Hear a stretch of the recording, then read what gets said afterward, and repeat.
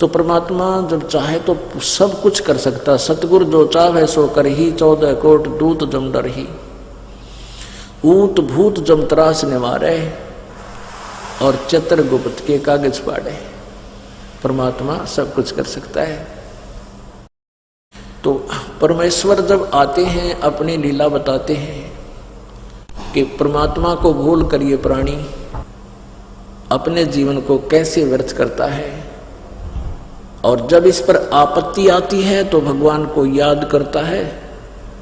आपत्ति टल जाती है तो फिर गुट्टी ने याद करे, शराब याद करता है, बकवाद याद करता है, कि ताश खेलता है, कहीं सिनेमा में देखता है। तो परमात्मा क्या बताते हैं कि भाई मानुष जन्म दुर्लभ है, मानुष जन्म दुर्लभ है, ये मिले न बारंबार। तरवर से पत्ता टूट गिरे वो बहोर न लगता डार। मानुष जन्म दुर्लभ है, ये बार बार नहीं मिलता। जिस प्रकार वृक्ष से पत्ता टूट जाए दोबारा स्थापित उस टहनी पर नहीं हो सकता, ऐसे ही आप जी जब इस परिवार से छूट जाओगे, चले जाओगे, आपका देहांत हो जाएगा, आप ऐसे बिछुड़ जाओगे जैसे वृक्ष से पत्ता टूट जाता है, दोबारा नहीं आ सकता। तो पुण्यात्माओं, परमात्मा ने इसके लिए क्या बताया है? पानी की जल बूंद से साज बनाया जीवे, अंदर बहुत अंदेश था, बाहर भूल गया पीव। पानी की जल बूंद से साज बनाया साच, राखन हारे राखिया जठरग्नि की आंच। परमात्मा हमें क्या याद दिलाते हैं? प्रभु ये याद दिलाना चाहते हैं कि जब तू माँ के पेट में था, जब तू बालक रूप में माँ के पेट में था, उस समय तुझे चेतना थी कि मैं किस कारण से इस गर्भ वाली कैद में फंसा हूं। और उस समय आप जी को ये भी याद था कि मुझे पहले भी बहुत मानव जीवन मिले हैं। उन मानव जन्मों में मैंने परमात्मा की यथार्थ भक्ति नहीं की, सही संत मुझे मिले नहीं, और जीवन व्यर्थ करके मैं चला गया। फिर किन किन योनियों में किस प्रकार के कष्ट मैंने उठाए। तो उस माँ के पेट में भी इसको बहुत पीड़ा होती है। नीचे को सिर होता है, ऊपर को पैर होते हैं। और माता जब खट्टा मीठा खाती है, आहार करती है, नमक खाती है, तो उसका उस कच्चे बच्चे के कच्चे शरीर पर एक ऐसी चुभन होती है जिस कारण से वो मचलता है, पेट में ऐसे घूमता रहता है। वो घूमता इसलिए कि उसके जो दर्द होता, पीड़ा होती, जैसे मच्छर लड़ जाते हैं, तो उसको ऐसे खाज करके या कितना खाट पर रगड़ के जब उसको ठीक, वो खाज ठीक होती है, तो उस दृष्टिकोण से उसके वैसी चुभन होती है, तो उसको चुभन की खाज को ठीक करने के लिए वो ऐसे मचलता है, दिन रात मचलता रहता है। माता सो रही होती है, वो रो रहा होता है और घूम रहा होता है सारी रात, ओड़ा सोड़ा। और साथ में ये भी याद करता है परमात्मा, अब के इस कैद से मुझे बाहर निकाल दो, मैं आपको कभी नहीं भूलूंगा, आपकी भक्ति करूंगा, पेट के लिए थोड़ा जो कार्य है वो करूंगा, करते हुए भी आपको याद रखूंगा। पीछे मुझसे बहुत भूल बनी, उसको क्षमा करो प्रभु। अब वो धीरे धीरे वो दिन आ जाता है जिस दिन इसकी बंद पेट से छूटती है, बाहर आता है, और बाहर आते ही फिर इसको ये 3 इंजेक्शन लग जाते हैं। रजगुण ब्रह्मा, सतगुण विष्णु, तमगुण शिव जी की अंदर से निकल रही ये शक्ति, ये त्रिगुणमयी माया बनकर, और प्रत्येक नवजात शिशु के पेट से बाहर आते ही उसमें इंजेक्शन से लग जाते हैं, ये अचेत हो जाता है। इसको कुछ याद नहीं तू कौन था, कहाँ से आया है, ये काल भगवान की व्यवस्था है। तो उसको नए सिरे से पढ़ा जाता है, तो ये तेरा काका है, ये तेरी चाची है, ये तेरा चाचा, ये तेरा मामा, ये तेरी बुआ, ये तेरी माँ, ये तेरा पिता। तो फिर वो नए सिरे से पढ़कर फिर वो फिर उसी रंग में रंग जाता है। अब भगवान भूल जाता है। काल यही चाहता है कि जवान युवा होते शादी हो जाए, शादी होते बच्चे हो जाए, फिर जुड़ जा काल के कोलू में, सारी उम्र पेट भरने के धंधे में बर्बाद करके मनुष्य जीवन को और मृत्यु को प्राप्त हो जाए, फिर गधा बन जाए। परमात्मा आते हैं, अपनी प्यारी आत्माओं को समझाते हैं, तुम जिस क्रिया को कर रहे ये फाइनल नहीं है। इस क्रिया के, इस कर्म के साथ साथ आपने एक आवश्यक कार्य भुला रखा है, परमात्मा की भक्ति का। आप पे आवे हैं, आप पे भगवान की में, आप पे परमात्मा है, और आप ही अपनी भक्ति के लिए अपने से अन्य भगवान बताकर आपको प्रेरित करते हैं। क्या बताते हैं? उस समर्थ की रीद छुपाई, उस परम पिता, उस समर्थ परमात्मा ने तेरे ऊपर रीझ के यानी प्रसन्न होकर तेरे को माँ के पेट से बाहर निकाला, जब तू रो रहा था, तड़प रहा था और वचनबद्ध हो रहा था कि भगवान मैं कसम खाता हूँ आपको, आपकी भूल नहीं पड़ेगी, मैं आपकी भक्ति किया करूँगा। अरे फिर बार आते भूल गया। उसके लिए क्या बताते हैं? उस समर्थ की रीझ छुपाई, इब कुल कुटुम से राता, गर्भ के अंदर वचन भरे थे, कहाँ गई वो बाता। कितने प्यार थे। कहते हैं तब तू ये दिक्कत न बेटा बेटी कार को ठीक, भगवान दिखाई ना देता। तो क्या बताते हैं कि उस समर्थ की रीझ छुपाई, जिस परमात्मा ने प्रसन्न होकर तेरे को सकुशल माँ के गर्भ से बाहर निकाल दिया, उसको भूल कर तू भी एक दूसरे पर आश्रित हो गया है। मेरा बेटा ऐसा है, मेरा बेटी ऐसी है, इतने कमाई करती है, फलाना करती है, और भूल गया भगवान को। उस समर्थ की रीझ छुपाई, कुल कुटुंब से राता, रात माने लीन हो गया, कुल कुटुंब में उलझ गया तू। और गर्भ के अंदर वचन भरे थे, कहाँ गई वो बाता। जैसे कोई किसी को अपने प्यारे मित्र, बहन, भाई, सहेली को बताता है ना, अच्छा भूल गया उन बातों ने, देख याद कर ले उस दिन क्या कहा था तू, उस दिन क्या कह रहा था, ये भूल गया।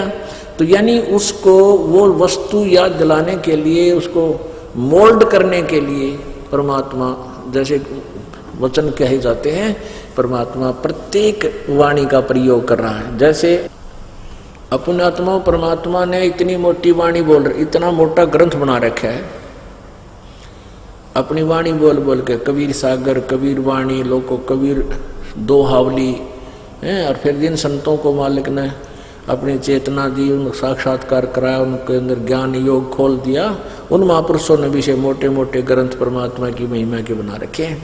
इसलिए बना रखे हैं कि ना जाने कौन सी वाणी किसके चुड़ जा और उसका जीवन बदल जावे, वो निकल जा काल के जालते हैं। जैसे कुएं में बाल्टी गिर जाती है, कुएं में बाल्टी डोल गिर जाता है जो पानी निकालने वाला होता है,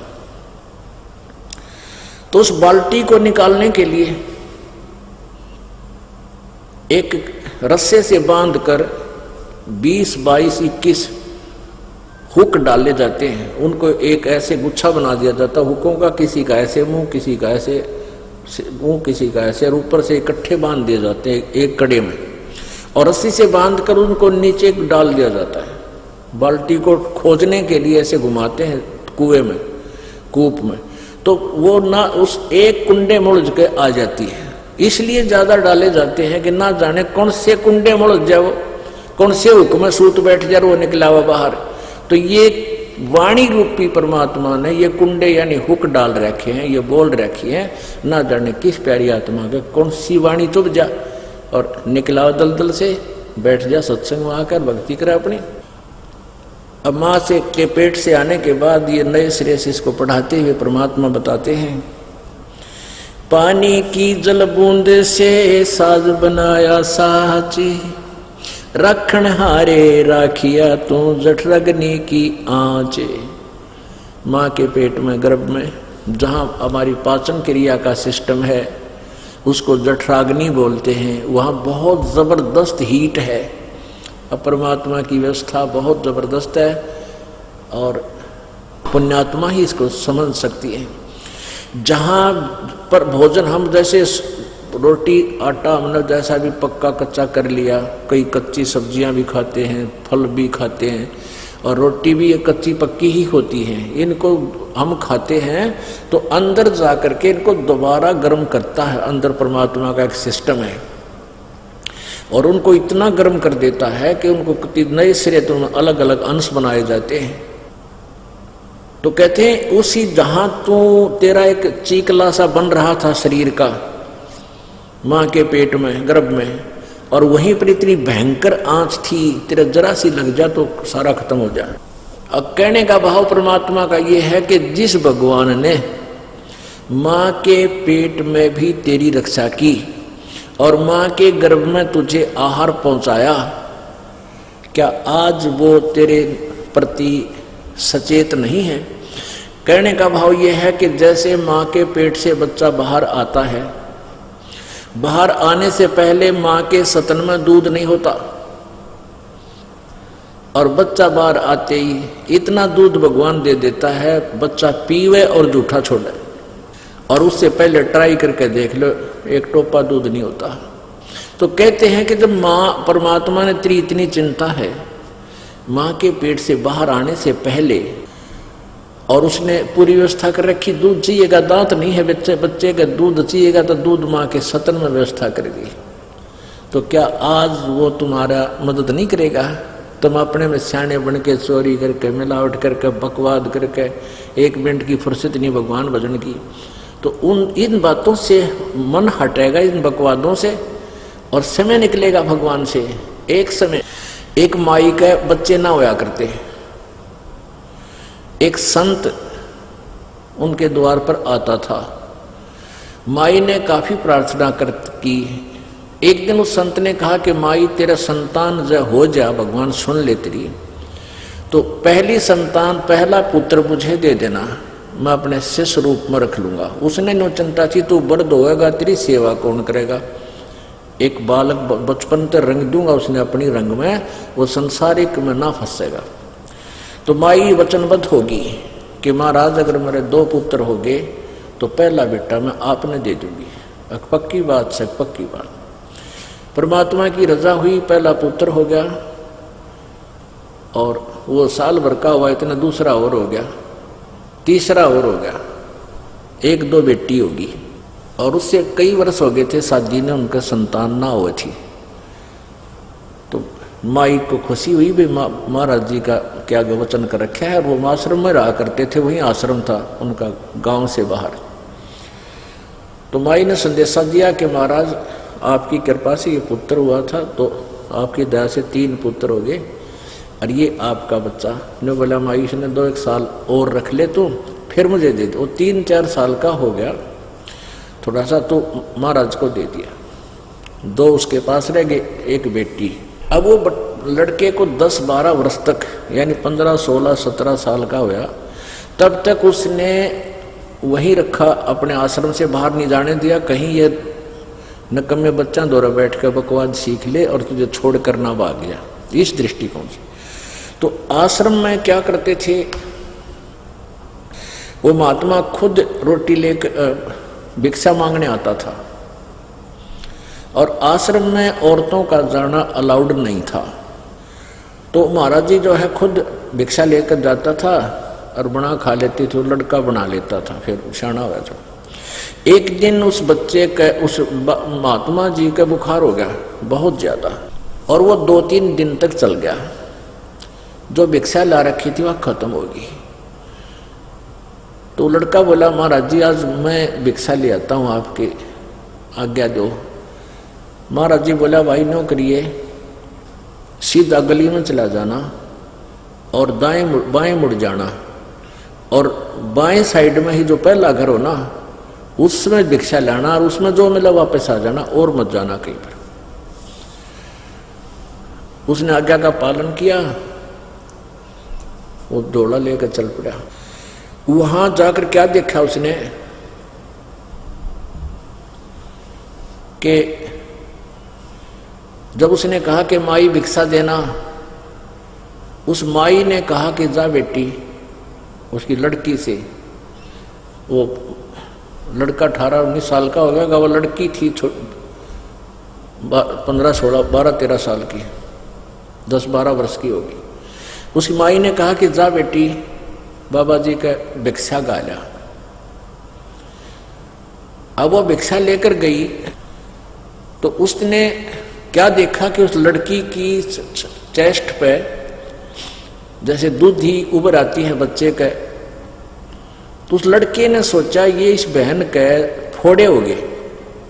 और उनके गुरुजी का एक दिन फोड़े फोड़ा हो गया था, और वो फोड़ा बाल तोड़ था, अच्छा मोटा हो गया, और महाराज जी घना दुख हो गया था, काफी मतलब पीड़ा महसूस करते थे, रोते थे रात को।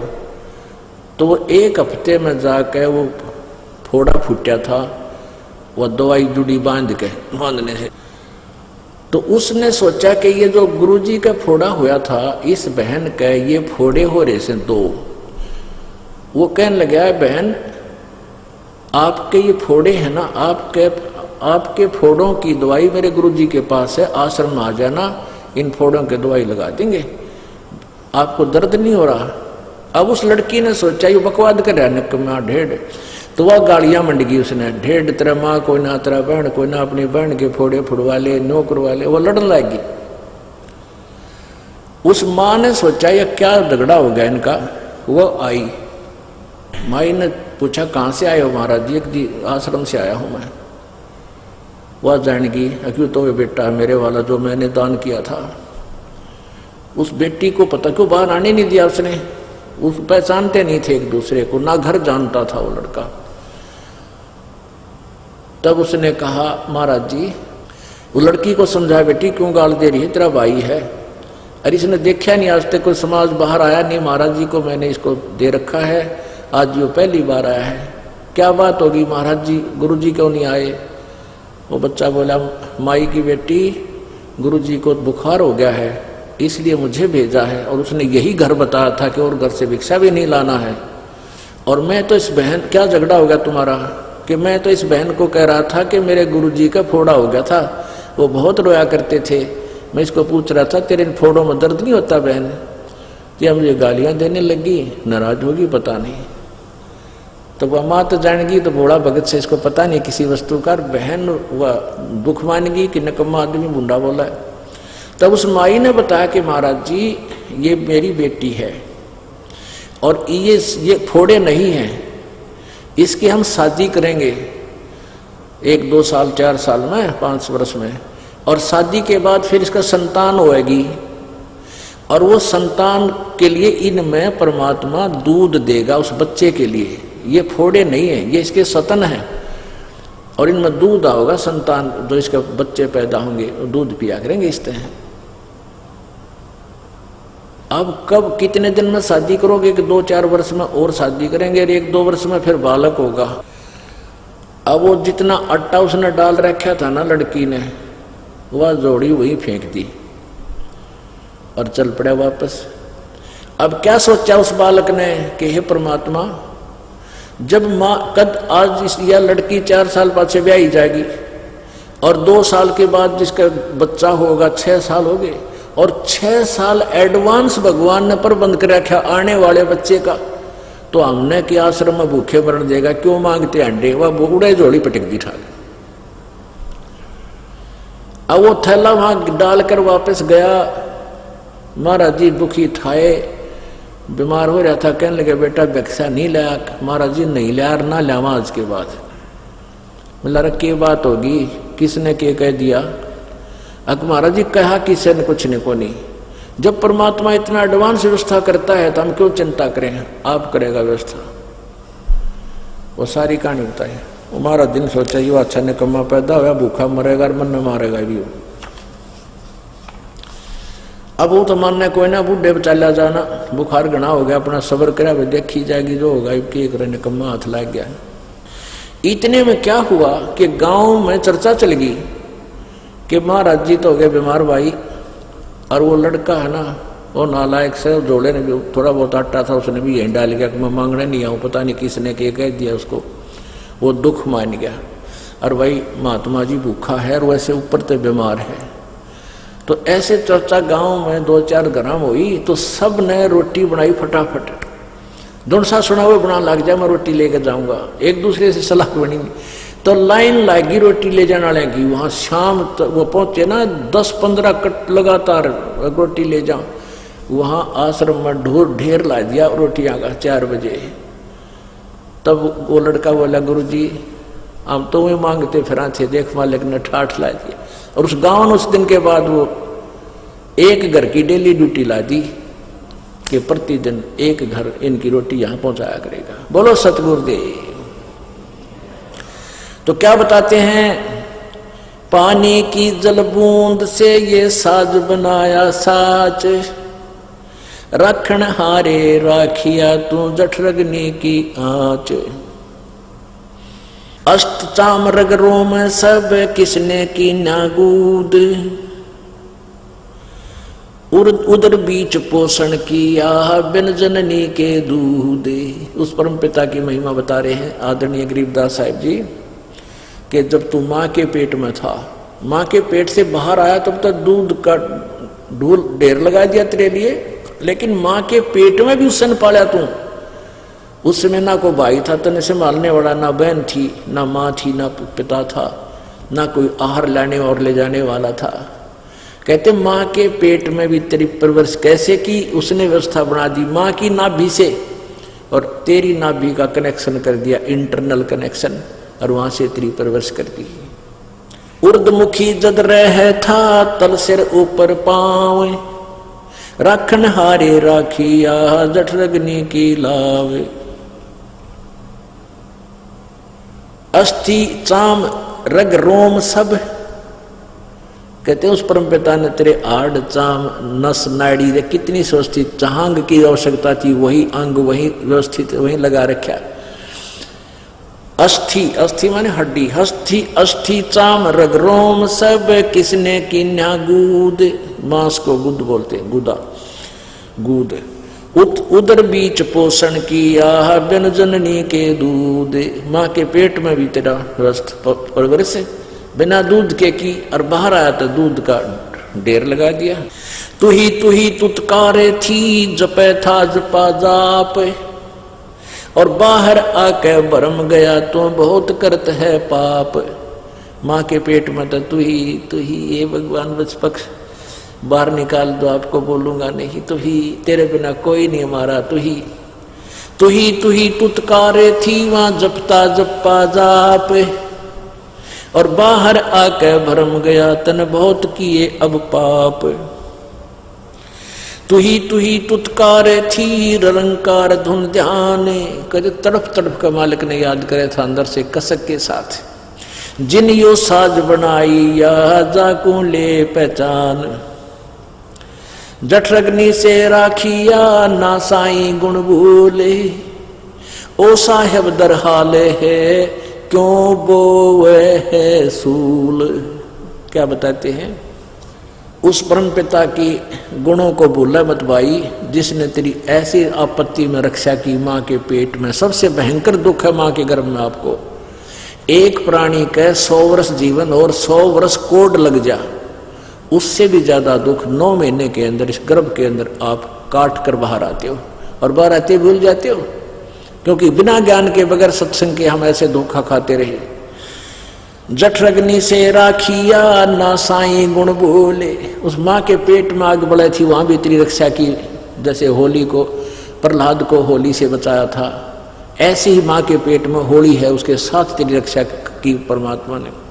न साई गुण भूल, उस परम पिता के गुणों को भूल मत। और ओ साहेब दर हाल है क्यों बोवत है सूल, कि वो परमात्मा आज भी है, तू ये खोटे कर्म ना करे, चोरी ठगी रिश्वतखोरी बकवाद है, इन न छोड़ दे, आज भी इतना वो तेरे अवश्य देगा। देखो पुण्यात्माओं, यदि आप संत शरण में आते हो, परम संत की शरण में, कबीर जी की शरण में, परम संत के माध्यम से, तो आपके भाग्य में ना होगा वो भी देगा अच्छी वस्तु, और दुर्भाग्य होगा आपका कैंसल करेगा। और अन्य जो साधना तुम कर रहे किसी अन्य भगवानों की, वो साधना शास्त्र विरुद्ध होने से आपको लाभदायक नहीं है, लेकिन जो संस्कार है वही आपको मिल रहा है। तो यहाँ दोनों लाभ होंगे आपको। जठरग्नि से राखिया ना साई गुण बोल, वो साहेब दर हाल है क्यों बोवत है सूल। ये खोटे कर्म करके अपने पाप कर्म रूपी ये कांटे ना बोवा भविष्य में तेरे प्रारब्ध में लिखे जाएंगे। जठ रगने से आध घड़ी की आध घड़ी, आध घड़ी की आधी, संतों से ती गोष्ठी ही जो की जैसो लाभ।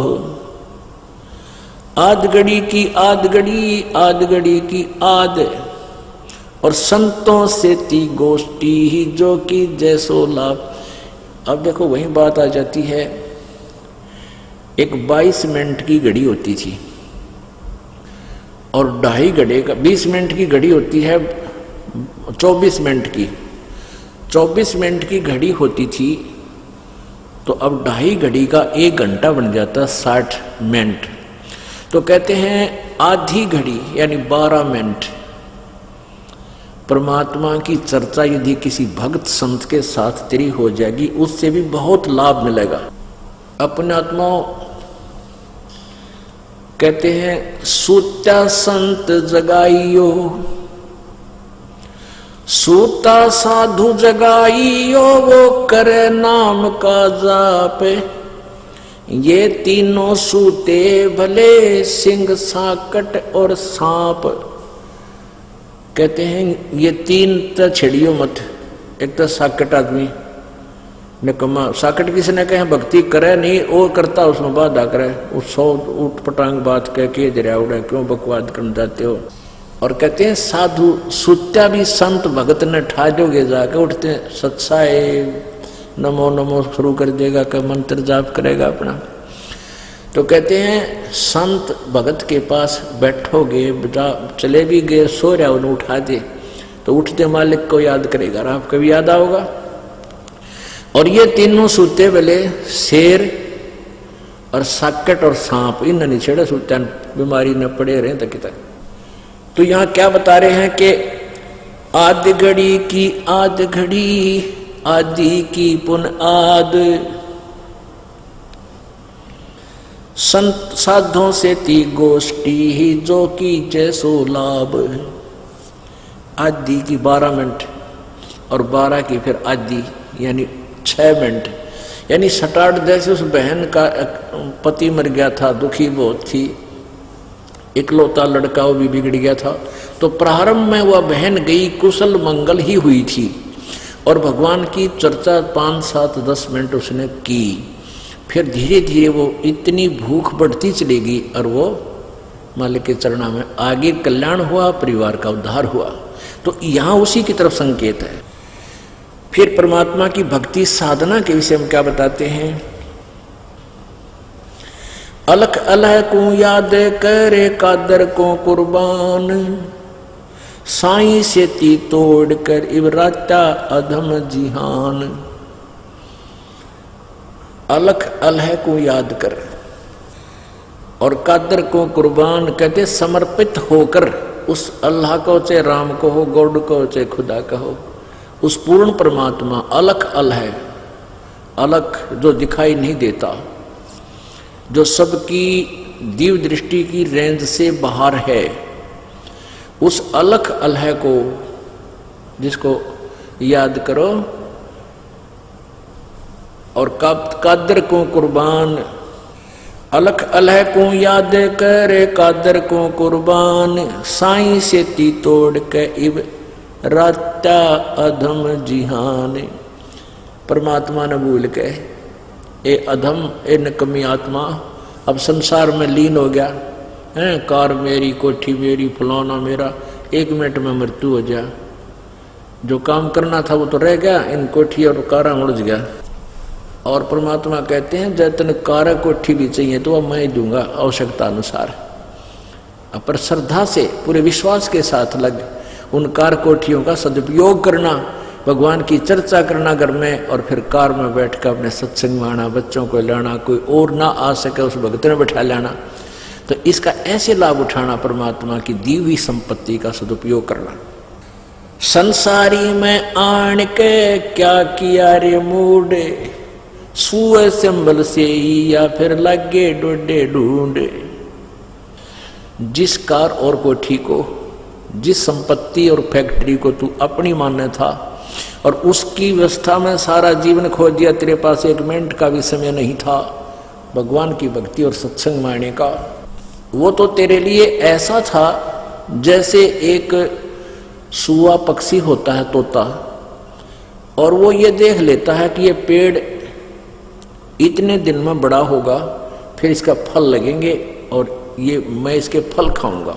उस तोता अपना एक पेड़ को अपना लेता है कि ये बड़ा होगा, उस पर आस रखता है। तो ऐसे एक संभल का वृक्ष होता है।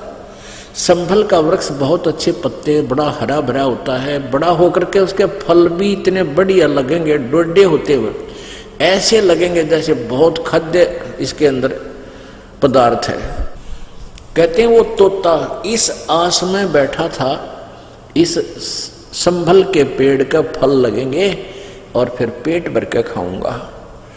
अब वो फल भी पेड़ बड़ा हुआ, बड़ा होकर उसका फल लगे, बड़े बढ़िया फल पक्के से लगे जैसे इसमें तो बहुत अच्छा खाद्य पदार्थ है। तो तोता उसमें खाने के लिए चोंच मारता है, उसी तरह मारता है इसमें कति मीठा पदार्थ पाओगा। और उसके मुंह में जो है वो डोडे, उसमें कपास होती है, रुई, संभल के उस पेड़ के फल में रुई होती है, जैसे आंख के डोडे होती है। वो चोंच मारती है, उसकी चोंच में वह रुई फंस जाती है, उसने जान बचानी मुश्किल हो जाती है, चाह था वो खाना। तो परमात्मा हमें कई याद दिलाते हैं कि अब तू इन बालक बच्चों की परवरिश में और मकान कोठी बनाने के चक्कर में नो सोचा है बुढ़ापे में देखांगे भक्ति को, जिक्र भी कर देता है तो नो कहें ये अभी क्या मेरे समय हुआ भक्ति करने का। भक्ति तो बुढ़ापे में करा करें, बुढ़ापे में तेरा जिए जाना जिसी भक्ति करेगा। कदे आंख बनवानी, किधर जाड़ पड़वानी, आँखें दिखे ना गोडे चला जाना। और फिर घर क्या के वचन, घर वालों के वचन भी कड़वे हो जाते हैं। कैसे? एक अच्छा अधिकारी रिटायर हुआ था और उसकी अच्छी पेंशन थी, उसने उपदेश भी लिया था, दिल्ली का रहने वाला था, छोड़ छाड़ गया क्यों करके पता नहीं, काफ़ी दिन हो गए। फिर हम तो झूठे केस में जेल चले गए थे, उसके बाद वो आया को नहीं। तो वो पहले न्यू कहा करता, जिक्र चलता ना न्यू, भाई देख लो ऐसे है, भक्ति का चर्चा चलती, न्यू बोला, न्यू कहा करता जी कति सही को हो। मैंने न्यू सोची थी अपना बेटों को ऐसे बनाऊंगा, अच्छी शादी करी, खूब पैसे खर्च किए, उनके लिए सारी व्यवस्था कर दी, कोठी बना दी न्यारी न्यारी, और अब ऐसे दुखी कर रहे हैं। तो क्या कहते थे कि कह रहा था कि सारी तो तनख्वाह ले लेते हैं, और तो वो कह रहा था कि पेंशन तो ले लो, पेंशन भी सारी ले लेते हैं, नाले टॉर्चर करते हैं, नाले टॉर्चर भी करते हैं, टॉर्चर क्यों करें।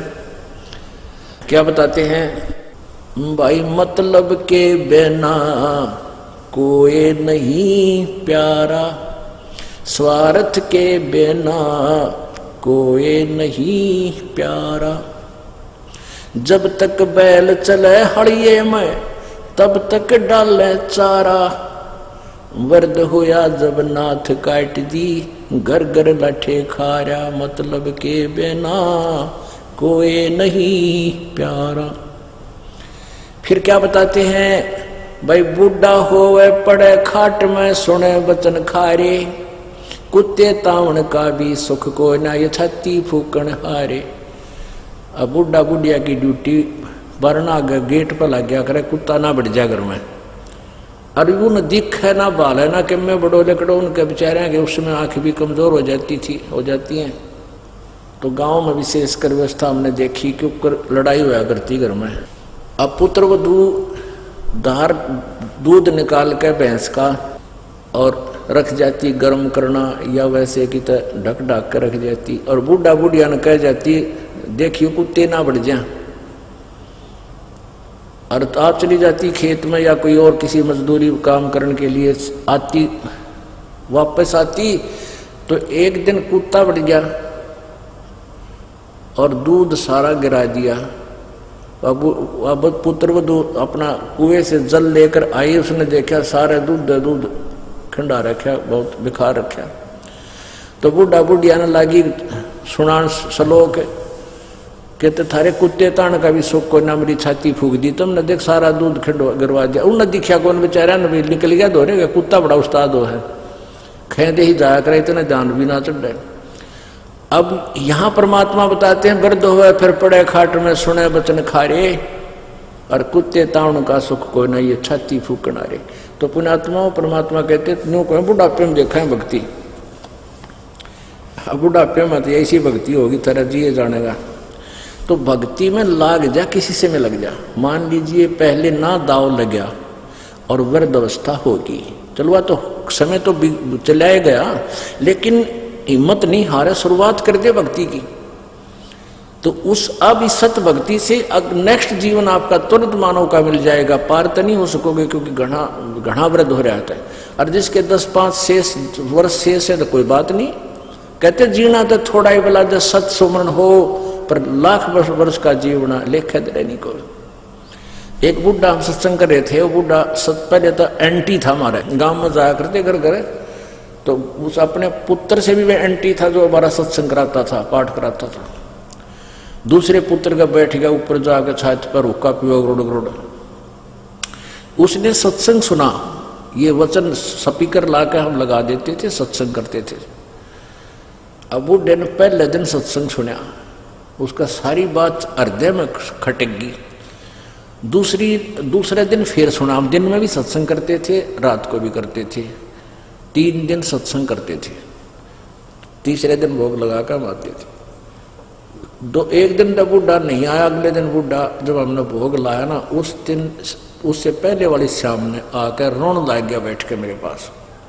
और जो सत्संग करा रहे थे उसकी छोरा जो लड़का उसका, उस लड़के की जो पत्नी थी वह नो डर रही कि बुढ़ा बड़ा ने कहा मारी पता नहीं महाराज जी को के बोलेगा, ये तो इज्जत का गाक पड़ेगा। हमेशा एंटी बोला करता था।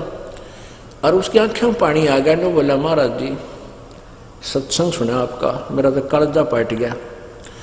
ये हमारे 2 किले थे, आज मैंने 12 किले बना दिए इनके, और सारी उम्र में खूब पशु की तरह कमाया हूँ। और ये बात मैंने कदे सुनी है कोई नहीं जो आज आपने बताई है। और मेरी 60-65 साल की उम्र होगी, मेरा केरा होगा, मेरा के बनेगा। रोने लग गया। हमने कहा भी कोई बात नहीं, आप भक्ति करो। बोला ना ये के भक्ता बने, ये तो मैंने पहले ज्ञान हो जाता, मैं तो कभी घनी भक्ति करूँगा, अपना पेट का धंधा तो करना ही करना था। अरे भी मेरी बात भी ना मानते घर वाले। मैंने कहा देखो हिम्मत ना आ रहा, दिल डांट बुढ़ला। अब जैसे कुएं में बाल्टी पड़ती हो, और पहले 100 फुट गहरे पानी जल होते थे कुआं में, 100 फुट गहरा, 150 फुट, और उनके 150 फुट लंबे रस्से 2-3 जने पकड़ के खींच कर ले जाया करते इतनी दूर। एक उसने पकड़ कर पानी जब निकाला करता था। तो उस समय की बात कहते हैं कि मान ले वो डोरी छूट गई पिछले के हाथ है, वो रस्सा खींच के ले गया 100 फुट, और वो ऐसे घिसरती आती थी क्योंकि उसमें इतना वजन होता था, बाल्टी भी इतना वजन नहीं कर पाती थी, उसको स्पीड नहीं बनाने देती थी, स्पीड लास्ट से बने थे आगे कुएं में गिरती हुई। तो मैंने उससे कहा कि मान लीजिए आपके हाथ से रस्सी छूट गई और वह कुएं में बाल्टी जान लग रही है रस्से समेत, और भाग दौड़ के लास्ट भी मिल गया, उसकी पूछड़ी भी ठा गई, तो कुछ भी ना गया, बाल्टी भी आ गई और पानी भी आ गया। तो ये भी पूछड़ी है बूढ़ा कस का पकड़ ले इसने।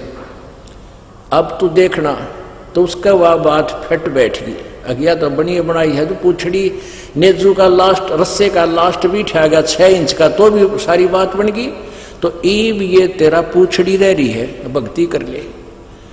उस दिन नाम ले लिया, हुक्का त्याग दिया, सब बुराई छोड़ दी, और 10 वर्ष जिया बूढ़ा, 75 वर्ष की उम्र में तीनों मंत्र लेके और आराम से शरीर छोड़ के गया। बोलो सतगुरुदेव।